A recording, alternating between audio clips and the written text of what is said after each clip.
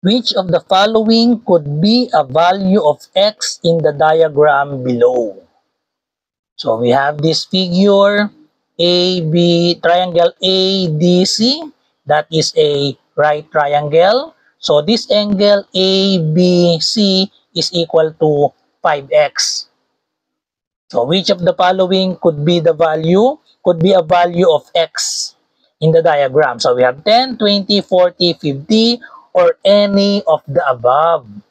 So based on the figure, this angle ABC, that is a obtuse angle. So this is obtuse angle. So that means the value of 5x should be greater than 90 degrees, because based on the figure, this is obtuse angle. So obtuse angle is greater than 90 degrees. Okay? So let's substitute all the numbers in the choices. So let's try 10. So if we have, when x equals 10, we have 5 times 10, that is equal to 50. So 50 degrees, this is an acute angle. So this is an acute angle. So based on the figure, the angle is obtuse. So therefore, 10 is a wrong answer. Okay?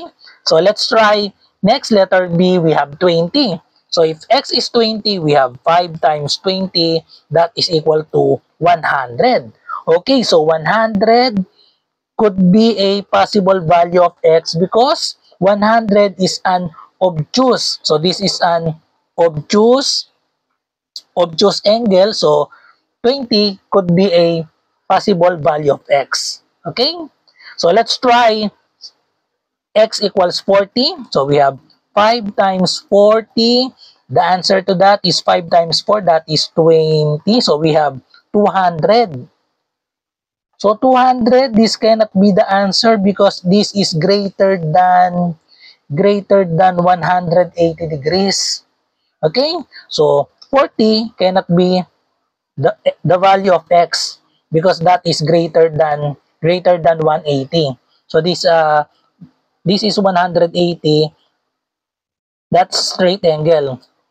This part is 180 degrees. So if it is 200, so this is 200, more or less. So 200 cannot be the value of x. Also the 50 cannot be a value of x because if x is 50, we have 5 times 50, that is equal to 250 degrees.